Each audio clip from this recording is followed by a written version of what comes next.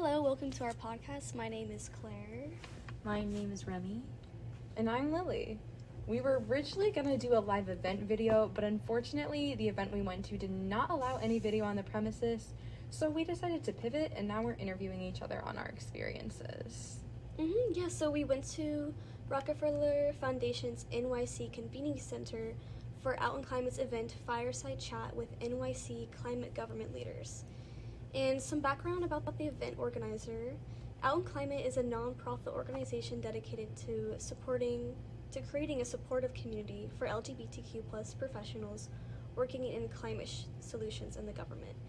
They aim to foster networking, mentorship, and amplify queer voices in the climate movement. And through this event, we learned more about their multifaceted approach to climate change through their panelists and their Q&A portion. So at the panel, we all had the pleasure of hearing from two panel speakers. First, we heard from Elijah Hutchinson, who is the Executive Director of the Mayor's Office of Climate and Environmental Justice. And essentially, Elijah's job involves getting different governmental offices to collaborate on a plan for the city to improve their environmental impact and carbon footprint. So he helps to set up policies, initiatives, and plans for New York City.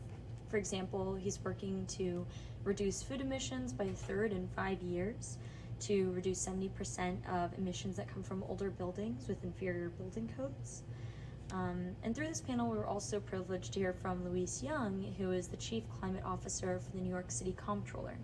Luis's job involves holding accountability for the government office that Elijah works in, like holding Elijah to all of the goals he talked about, and holding them accountable through data analysis and research. Yeah, I just want to expand on what you were talking about earlier with the buildings and reducing 70% of emissions. So that law is actually called Local Law 97, and it focuses on reducing carbon emissions for NYC's biggest buildings by establishing specific reduction goals to achieve a carbon neutral economy by 2050. The law was actually passed in 2019, but the first compliance requirement is this year in 2024.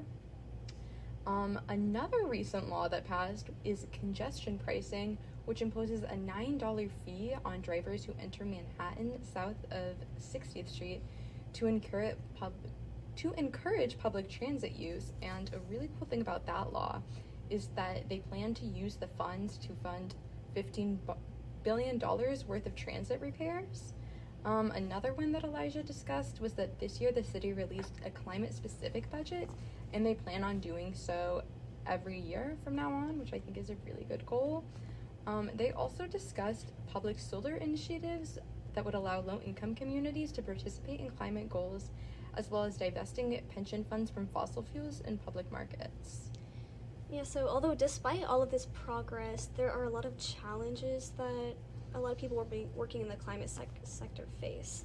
And one of these major challenges that they are dealing with is working with the new presidential administration.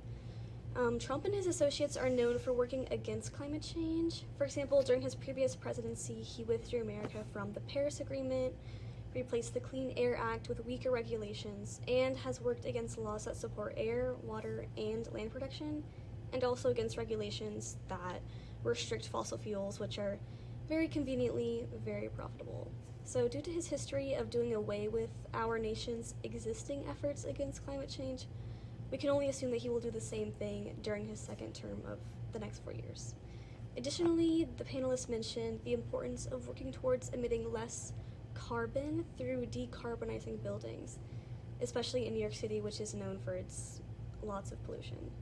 Although with Trump in office and a full Republican-controlled U.S. Senate, I'm sure that he will make sure that Agenda 47, which is basically the Republican manifesto under Trump, to be in full effect. And this Agenda 47 will basically reverse all of Biden's administration policies that support electrification and energy efficiency, renewable energy, and thus it'll push more oil and gas production that further contributes to climate change. And then all three of these panelists also agree that they will also keep having to work together against to fight action that has been taken to push more climate laws in America. They also mentioned that they often work with many Republicans and have to make an effort to frame. And a little side note is that framing is a major idea in our classes, the Psychology of Climate Change guideline. And they will also have to use this framing to educate these people, mainly Republicans, of their side of the story to convince them that climate change is an impeding problem that affects everyone, not just the polar bears. This change management is a key component. Many Republicans are convinced that climate change is not real, and if it is, it does not affect any Americans in any way, shape, or form. This resistance to change is a significant part of change management and framing for many climate people in that sector of the government. For example, government leaders in climate change need to be aware of this resistance so that they may use framing to allow Republicans to understand that climate change does affect them, and everyone knows it's not just a cycle like the Ice Age. And I think it's so important to recognize that Republicans are tapping into this identity in this certain community. And in the psychology guideline that Claire mentioned, Chapter 6 is all about tapping into social identities and affiliations, which is really the main approach and out in the climate, because they take this approach not only to reach their audience, but they use their queer identity to better understand how to address and teach these issues to a broader public. For example, bridging the gap between the queer community and a lot of conservative Republicans. Louise had mentioned that planning for climate change requires you to plan for the future, an intense future at that, and you have to rethink these overarching systems and norms. She says that being queer allows you to challenge these normative systems from a new perspective and challenges yourself on a personal and external level. What Louise brings up is so important and should even be reflected more in the climate psychology guideline.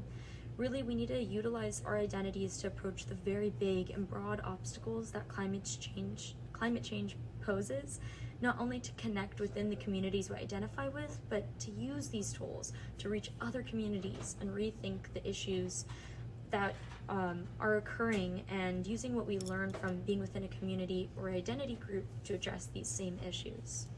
I really loved learning about that, and I feel like I'm leaving this event feeling way more engaged with my community, which just makes me wonder, what are your main takeaways from the event? I'm so glad you asked. Honestly, I think it's so important to utilize your identity and the communities you come from to work against climate change, from multiple perspectives, because it's really a problem that's going to affect every community. Yeah, going off of that, I think the importance of community is a big thing when you're talking about climate change and stuff. And it made me think of one of the panelists, Louise Young. She mentioned her vision of romantic urbanism, which inspired me to rethink the purpose of cities, suggesting that we should prioritize love, connection, and human well-being alongside more traditional urban planning goals like affordability and safety.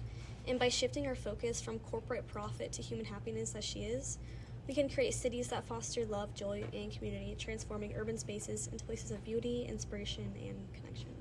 I love that takeaway. I would say my main takeaway is that it takes a village to make a change, and that every individual has a role they can play in fighting climate change. It was amazing to me how welcoming everybody at the event was, and the various roles people described that they had, yet they all had this common goal.